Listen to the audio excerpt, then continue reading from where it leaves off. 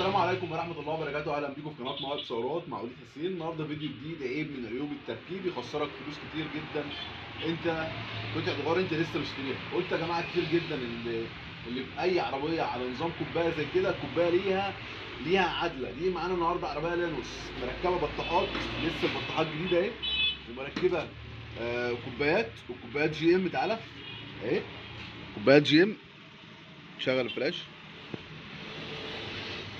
كوبايات جي ام يا جماعه زي ما انتم شايفين. طبعا الكوبايتين يعني اقل كوبايه عشان تجيبها مش اقل من 250 جنيه. كوبايتين اهمت اهو مكسورين. اول حاجه الشفف بتاعت الكوبايات مكسورين. تاني حاجه البطاحه الكوبايه نفسها كانت بتخبط فين؟ في المساعد عشان مقوصه، عشان لها عدل.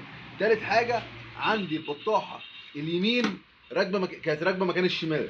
طبعا احنا فكينا الجنبين، وطبعا الراجل صاحب العربيه ما كانش عامل حسابه اللي هو عنده ايه، لا عنده كوبايات بايظه لان هو لسه مغيرها، كان جاي يغير جزء مساعدين. طبعا لما فكينا لقينا الكوبايتين اللي زي ما انتم شايفين الكوبايات اهي اللي بتبيع، حتى اللي بتبيع جديده.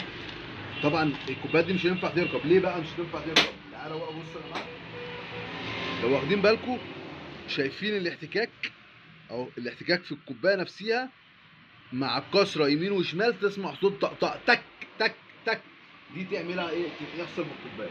فدي نصيحه لوجه الله، قبل ما تركب اي حاجه لازم تتاكد لها عادله. بصوا تعالى بص هنا ايه، دي بطاحه مستعمله. بص هنا الفوله دي على اخر السوسته. تعالى هنا الفوله دي على اخر السوسته هنا كده اهو.